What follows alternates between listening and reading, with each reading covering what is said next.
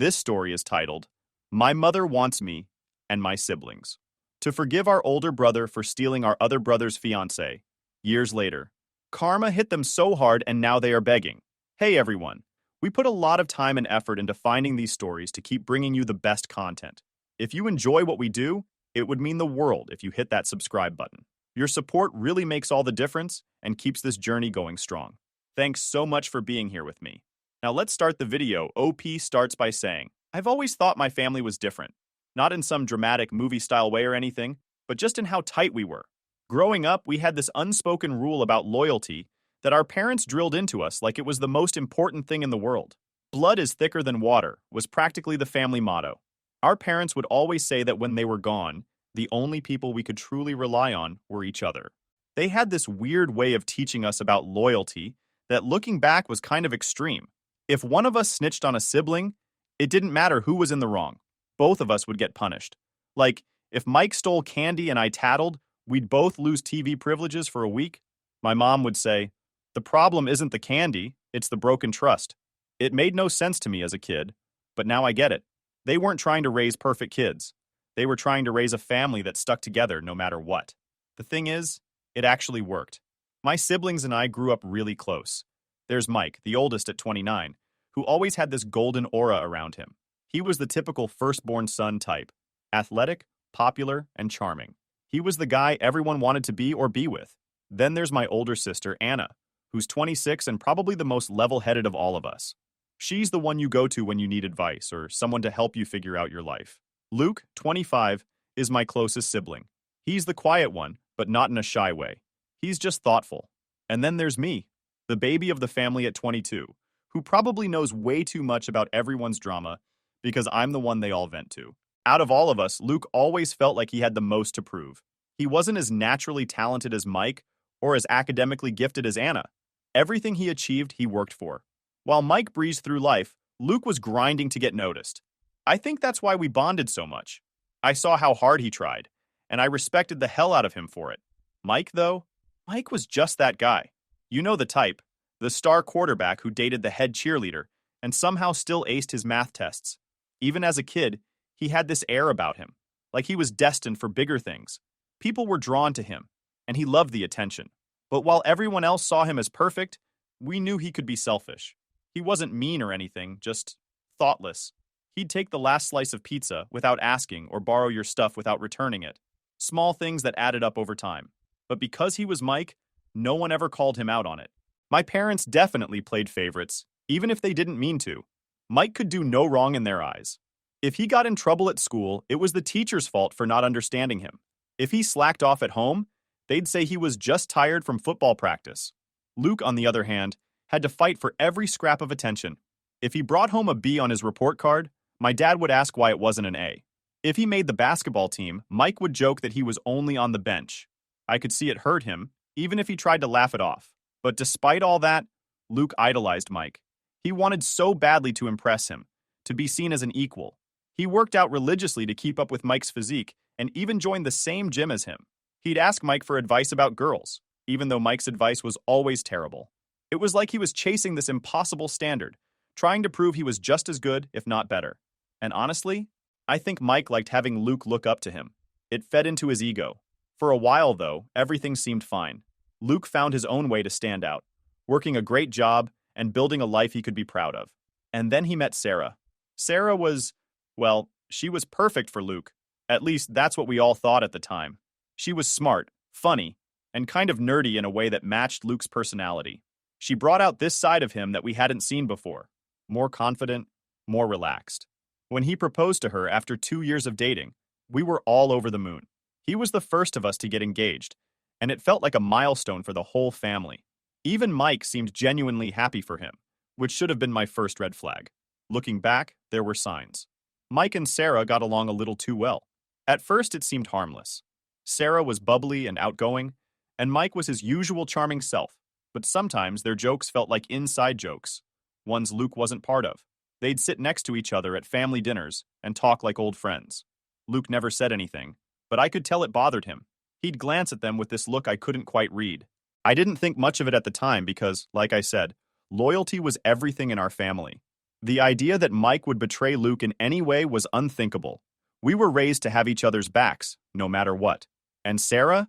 She seemed so genuinely in love with Luke that the thought of her straying never crossed my mind. Luke wasn't the type to open up about his feelings easily. He'd always been the strong, silent one in the family. So when he finally told me he was having doubts about Sarah and Mike, I could tell it wasn't something he'd decided on a whim. It wasn't like he wanted to believe it either. The way he said it, quietly, almost like he didn't want the words to exist, it broke my heart a little. We were sitting in my living room, just the two of us, when he dropped it on me. "Do you ever feel like Sarah and Mike are weirdly close?" he asked, staring down at the coffee table like it had the answer. "Weird how?" I asked, genuinely caught off guard.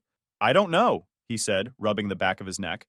"It's just, sometimes it feels like they're too comfortable around each other, like they have their own thing going on. And I'm just there." I tried to brush it off at first. "They're probably just friendly. Sarah's outgoing like that. And you know how Mike is. He's like that with everyone." Luke nodded but didn't look convinced. "Maybe," he muttered. But then he added almost to himself, "It just doesn't feel right." That night stuck with me. Not because I believed him right away, but because of how much it seemed to hurt him. Luke wasn't paranoid by nature. He didn't jump to conclusions or overreact. If he was feeling this way, it had to be for a reason. Still, I told myself it was just in his head. Sarah loved Luke. They were planning a wedding. Mike might have been selfish sometimes, but he wasn't cruel. It was easier to believe that Luke was imagining things than to confront the possibility that he wasn't. But then I started noticing things. Little things. The way Sarah would glance at Mike when she thought no one was looking. The way Mike seemed to go out of his way to make her laugh. Once, during a family barbecue, Sarah and Mike were sitting together on the patio, deep in conversation. Luke was inside grabbing drinks, and when he came back out, the way Sarah pulled away from Mike was weird, like she'd been caught doing something she shouldn't. I wanted to believe it was nothing. I wanted to chalk it up to my own paranoia, like Luke's suspicions were contagious, and now I was seeing things that weren't there. But the more I watched, the harder it was to ignore. One night, about a month after Luke first confided in me, I decided to test the waters. We were all at Mom's house for dinner. Me, Luke, Mike, Sarah, and Anna. The atmosphere was light and happy, the way it always was when we were together. At one point, I made a joke about how Luke and Sarah were like an old married couple already, always bickering but clearly in love. Everyone laughed, but I noticed Sarah's laugh was a little forced. And Mike? He didn't laugh at all. Instead, he gave this awkward half smile and looked down at his plate. It was such a small thing, but it sent a chill down my spine. If there was nothing going on, why did they both look so uncomfortable? I started paying closer attention after that. Not in a creepy, stalking way, but just observing. Sarah always seemed more animated around Mike. Her eyes would light up when he walked into the room, and she'd lean in just a little too close when they talked. Mike, for his part, seemed to thrive on her attention. He'd tease her in ways that felt less like a brother-in-law and more like something else. One night, I caught Mike looking at Sarah in a way that made my stomach turn. It wasn't a friendly look or even a casual one. It was longing. I remember thinking, no, I'm just imagining things. But deep down, I wasn't so sure. I tried to bring it up with Luke again, but he shut me down. "I don't want to talk about it," he said sharply. "I'm probably just being stupid." "You're not stupid," I said. "If something feels off, you should trust your gut." Luke just shook his head. "Even if I'm right, what can I do? Call them out? What if it's nothing and I just look like an idiot? What if it's something and I lose everything?" I didn't have an answer for that. What could he do? Confronting them would blow up his entire life. Ignoring it would eat him alive. He was stuck in this limbo, doubting himself and the people he loved most. I didn't know how to help him. All I could do was be there for him and hope it was all a big misunderstanding. But the more I watched, the less I believed that. The final straw for me came during another family gathering, about 2 weeks before everything fell apart. We were playing a game of charades, and it was Sarah's turn. She was acting out something, probably a movie or a TV show, and Mike kept shouting out guesses. They were laughing, and the energy between them felt intimate, like they were the only two people in the room. Luke was sitting next to me, his jaw clenched so tight I thought his teeth might crack. When the game ended, he got up and went to the bathroom. He didn't come back for a long time. That night, I couldn't stop thinking about the way Sarah and Mike interacted. It wasn't just friendly. It wasn't even flirtatious. It was familiar, like they knew each other in a way they shouldn't. I wanted to believe I was wrong, but deep down I wasn't. And I think Luke knew it too. Looking back, I wish I'd said something sooner. Maybe if I had, things things would have played out differently. Maybe I could have spared Luke some of the pain he was about to go through. But at the time, I was too scared to rock the boat, too scared to face the truth. And then the truth came out anyway. The day it all came out started like any other. I wasn't even home when it happened. I got a call from Luke in the middle of the night, his voice shaking like I'd never heard before. He didn't even make sense at first. It was like his words were tripping over each other, and I could hear how wrecked he was through the phone. All I caught were the words Sarah, Mike, and cheating. By the time I got to his place, he was sitting on the couch, head in his hands, looking like he'd just been hit by a truck. There was an empty beer bottle on the floor, and his phone was lying face down on the coffee table like it had betrayed him too.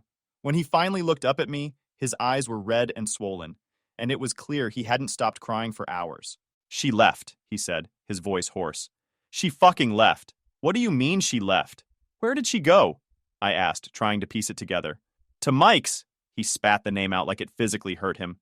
She said she's in love with him, that she's been in love with him this whole time. It felt like the air got sucked out of the room. I sat down next to him, stunned. I didn't even know what to say. This wasn't just some fight or a relationship ending. This was our brother, the same guy who was supposed to have Luke's back, the guy we all grew up trusting implicitly. How could he do something like this? "She told me she's been sleeping with him for months," Luke continued, his voice breaking. "Months. While we were planning the wedding. While I thought she loved me. I didn't realize I was crying until I felt a tear roll down my cheek. I wasn't even sure who I was crying for. Luke, because he didn't deserve this. Or myself, because the family I thought I knew was crumbling right in front of me." Luke's phone buzzed, and we both stared at it like it was a bomb about to go off. He didn't pick it up, but I saw the name on the screen. "Mike. That asshole keeps calling," Luke said, his voice hardening. "What does he even want? To apologize? To explain? Like there's anything he can say that'll make this better." I didn't have an answer for that either. What could Mike possibly say? "Sorry I stole your fiancé?" It was so absurd that it almost didn't feel real. The next morning, after Luke finally passed out on the couch, I decided I couldn't just sit there and do nothing. I drove to Mike's house, barely able to see straight through the rage clouding my vision. When he opened the door, he looked like he hadn't slept either. Good. He didn't deserve to. "What the hell is wrong with you?" I snapped, not even waiting for him to say anything. "Do you have any idea what you've done?" Mike tried to interrupt, but I didn't let him. "No, shut up. You don't get to talk. You don't get to explain this away. You've destroyed him, Mike. Destroyed him. And for what? Some girl. Are you really that selfish?" "She's not just some girl," Mike finally said, his voice defensive. "I love her. I wanted to punch him. I've never wanted to hit someone so badly in my life." "You love her?" I repeated, my voice dripping with sarcasm. "Wow, that makes it all better, doesn't it? Forget the fact that she was your brother's fiancé. Forget the fact that you've ruined our family. As long as you're in love, it's fine, right?" Mike didn't say anything. He just stood there, looking at me like he was the victim in all of this. It made me sick. "You've always been selfish," I said, my voice shaking with anger. "But this is a whole new level. I hope she's worth it, Mike, because you've just lost the rest of us."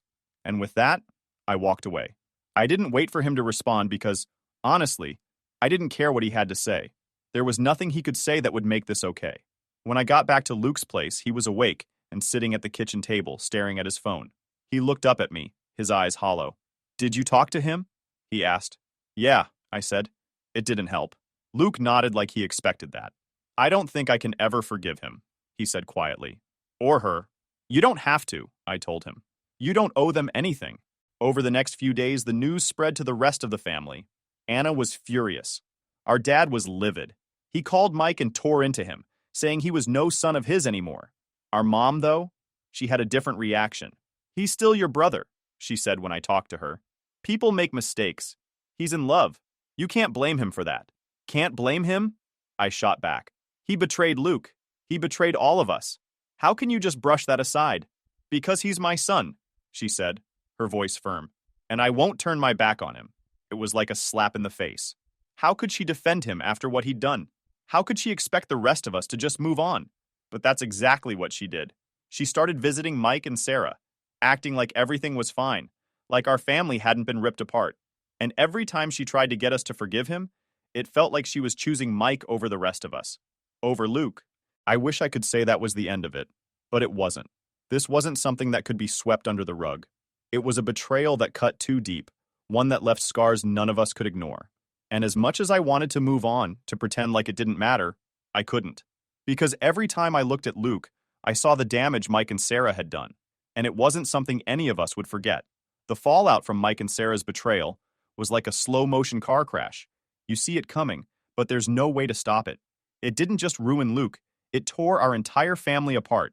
It's hard to even pinpoint when it started because once everything was out in the open, there was no going back. Luke was a shell of himself after that night. He stayed at my apartment for a while because he couldn't stand to be in the house he used to share with Sarah. Every little thing reminded him of her. The photos on the walls, the coffee mugs they'd bought together, the stupid TV shows they used to binge. He told me once that the silence was the worst part, like her absence was louder than her presence had ever been. I'd never seen Luke like this before. He was always the strong one, the guy who could handle anything. But now, he looked completely lost. He stopped going to the gym, stopped taking care of himself, and barely ate. I tried to get him out of the house, even just for a walk around the block, but he wasn't interested. He'd just sit on my couch staring at the TV, not really watching it, while his phone buzzed on the table. Mike kept calling. At first, Luke just ignored it, but eventually, he blocked his number. That didn't stop Mike from trying, though. He sent emails, texts from random numbers, even messages through mutual friends. He kept saying he wanted to talk, to explain, but Luke wasn't having it. "What's there to explain?" he said one day, his voice bitter. He wanted her, so he took her. End of story. Our dad was just as angry as Luke, but he showed it differently. He completely cut Mike off. To him, what Mike did wasn't just a betrayal, it was a failure of character. Something Dad couldn't forgive. He called me after he found out and said, "That boy isn't my son anymore." I could hear the hurt in his voice, even though he was trying to sound tough. For Dad, loyalty was everything, and Mike had thrown it away. But Mom was a whole different story. She couldn't bring herself to cut Mike off, no matter how much he'd hurt the rest of us. "She's still my son," she kept saying, like that made everything okay. She started visiting Mike and Sarah at their new place, pretending like what they'd done wasn't the giant elephant in the room. Every time I tried to talk to her about it, she'd just brush me off. "You don't understand," she'd say. "He made a mistake, but he's still family." It wasn't just that she forgave Mike. It was that she expected us to do the same. She kept pushing Luke to talk to him, even going so far as to invite Mike over without telling Luke. I still remember the day Luke found out. Mom had planned a family dinner, acting like it was just a normal get-together. Luke agreed to come because he thought it would just be me, Anna, and our parents. But when he walked in and saw Mike sitting at the table, he froze. The tension in the room was suffocating.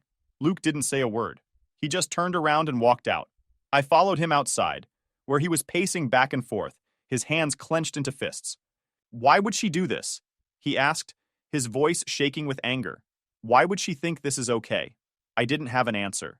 All I could do was tell him what I knew he needed to hear, that he wasn't crazy, that he wasn't overreacting, and that he had every right to cut Mike out of his life if that's what he needed to heal. After that, Luke stopped talking to Mom altogether. It wasn't a dramatic decision.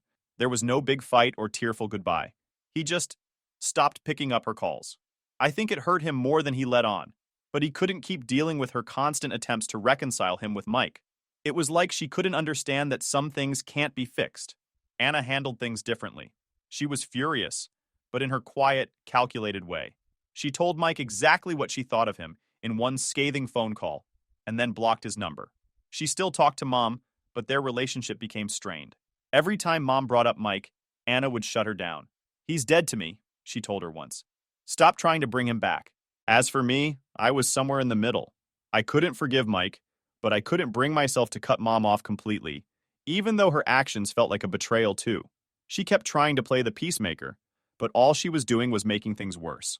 At one point, she even suggested we all go to therapy together. Her, Luke, Mike, and me. "We need to fix this," she said, like it was just a broken chair or a leaky faucet. "Fix what?" I snapped. "Luke doesn't need therapy with Mike. Mike needs to take a long look in the mirror and realize he's the problem." She didn't bring it up again after that. The final nail in the coffin came when Mike and Sarah got engaged. I don't know what I expected. Of course, they were going to get married eventually. But seeing the invitation in my mailbox still felt like a punch to the gut. They had the nerve to send it to all of us, like they thought we'd actually show up and celebrate their love. I didn't even tell Luke about it at first because I knew how much it would hurt him. But he found out anyway when Mom brought it up during one of her rare phone calls with him. She said I should go, Luke told me, his voice flat. That it's time to move on. Can you believe that? I could, unfortunately. Mom had been saying the same thing to me and Anna for months. Family is family, she kept saying, like that was supposed to make everything better. None of us went to the wedding. Not me, not Luke, not Anna, and definitely not Dad. Mom went, of course. She even posted photos on Facebook, smiling like everything was fine. When I saw them, I felt like I didn't even know her anymore. In the end, the fallout wasn't just about Mike and Sarah. It was about the cracks they exposed in our family, the loyalty we thought we had but didn't. Mike's betrayal was the spark, but Mom's refusal to acknowledge the damage made it worse. And now, nothing feels the same. After Mike and Sarah got engaged, the family split became official. It wasn't like we held a meeting or made some grand decision to go separate ways. It just happened naturally, like a crack in the foundation of a house. The damage was already done, and there was no going back. Mike and Sarah moved into their new life, and the rest of us tried to figure out how to navigate what was left of ours. Luke, understandably, had the hardest time. He stayed quiet about his feelings most of the time, but you could see the weight he was carrying. He wasn't the same person anymore. He used to be this driven, confident guy who could take on anything, but now it was like he was just going through the motions. Work, sleep, repeat. He'd stopped talking about the future, stopped mentioning any of the things he used to be excited about. It was like a piece of him had been stolen, and he didn't know how to get it back. We all adjusted in different ways. Dad became colder, more distant. He wasn't the type to share his emotions in the first place, but after Mike's betrayal, it was like he put up an even higher wall. He refused to acknowledge Mike or Sarah's existence, even in casual conversation. If someone accidentally brought them up, he'd change the subject immediately. For him, they were gone. Simple as that. He wouldn't even entertain the idea of reconciliation, which was one of the few things I actually agreed with him on. Anna threw herself into work. She was already a busy person, but now it felt like she was using her job as a way to escape the family drama. She'd always been the mediator, the one who tried to keep the peace, but even she couldn't fix this. I think that realization hit her hard. She stopped coming to family dinners, stopped answering Mom's calls as often. It wasn't that she didn't care.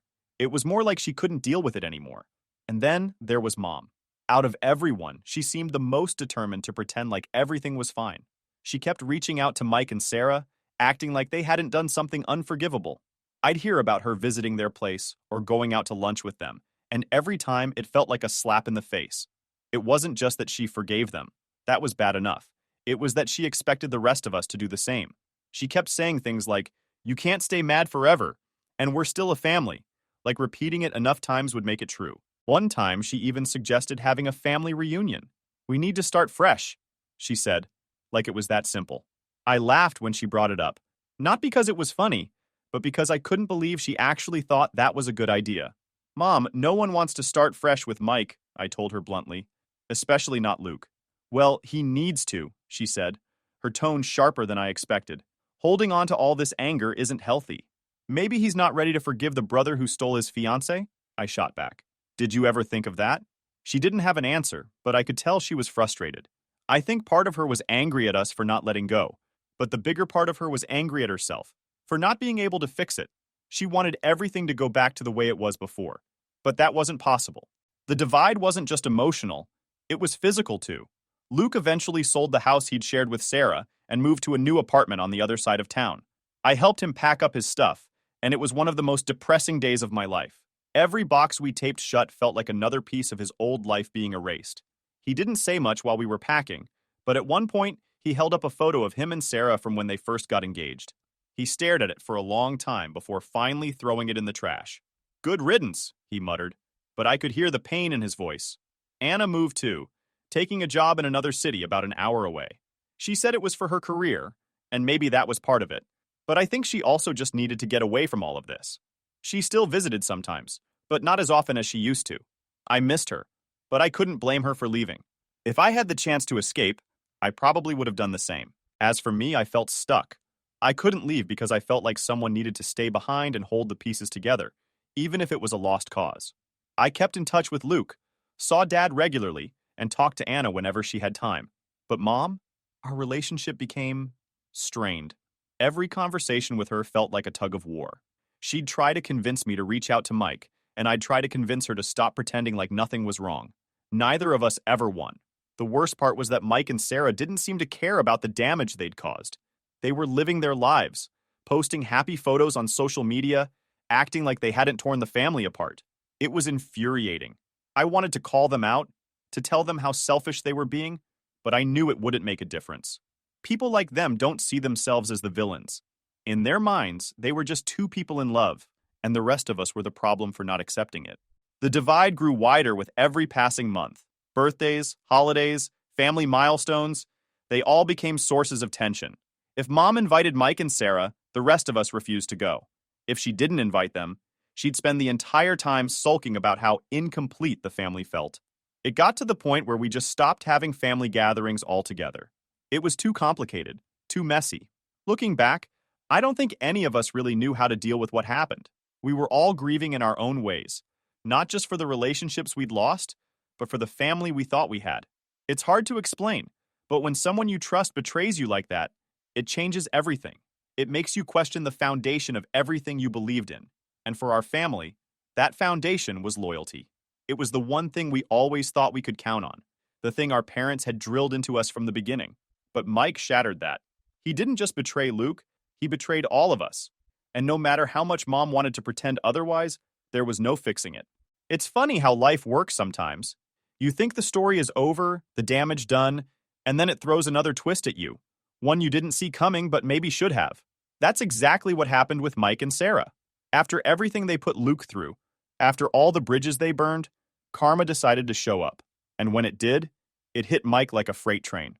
Mike and Sarah got married about 6 months ago. None of us went, of course.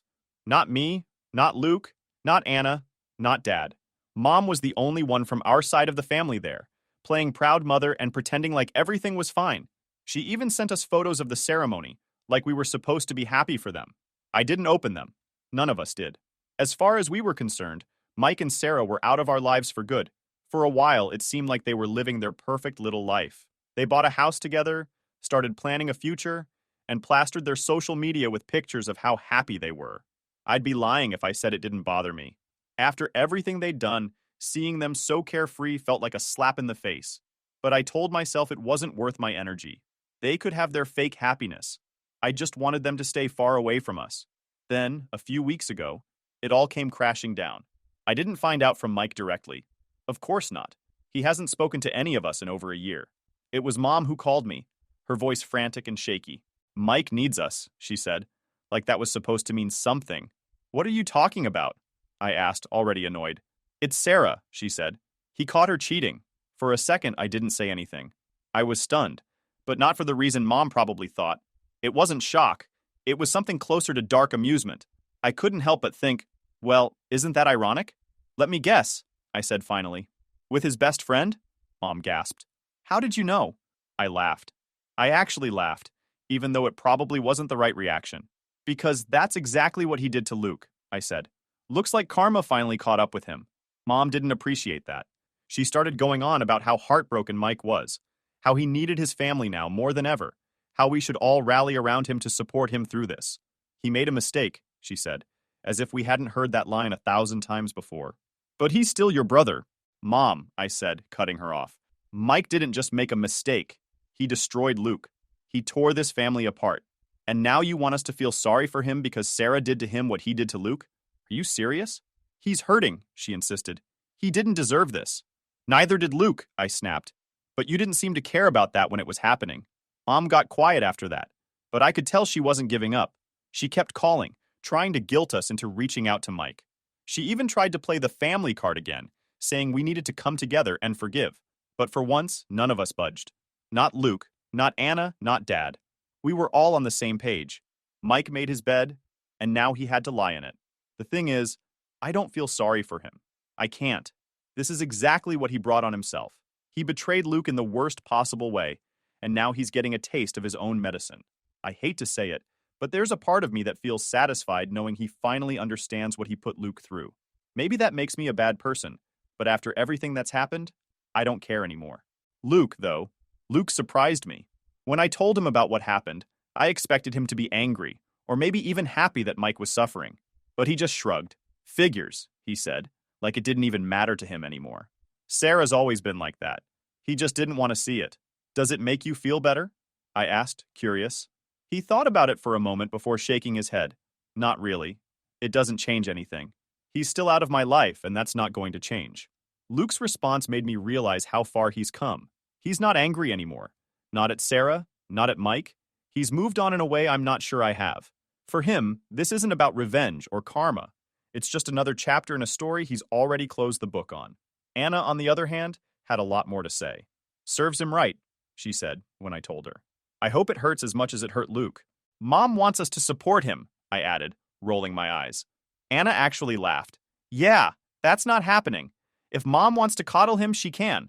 But don't expect me to play along. And then there's Dad. He hasn't said much about it, but I can tell he's not interested in mending fences. When I brought it up, he just shook his head and said, that boy made his choices. Now he's got to live with them. For once, we're all in agreement. Mike doesn't deserve our sympathy. He doesn't deserve our support. He made his bed when he betrayed Luke, and now he's lying in it. If Mom wants to keep pretending like he's some tragic victim, that's her choice. But the rest of us? We're done. At the end of the day, this isn't about revenge or schadenfreude. It's about loyalty. Mike broke that loyalty when he chose Sarah over his brother, over his family. He can't expect us to come running back now just because things didn't work out the way he wanted. Life doesn't work like that. So, no, I'm not going to support Mike. None of us are, and honestly, I think that's the way it should be. He made his choices, and now he's dealing with the consequences. That's not our problem anymore. As far as I'm concerned, my family is Luke, Anna, Dad, and me. The rest? They can figure it out on their own.